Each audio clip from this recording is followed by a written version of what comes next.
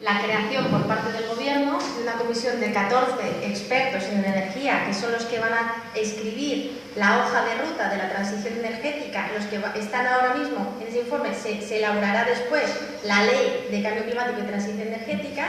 Solo se ha consultado a esos 14 expertos, que son los que están trabajando juntos, y ahí no hay ninguna mujer. Y esta es la comisión que va a dibujar cómo va a ser la transición energética en la que se va a basar la ley que va a elaborar el Gobierno.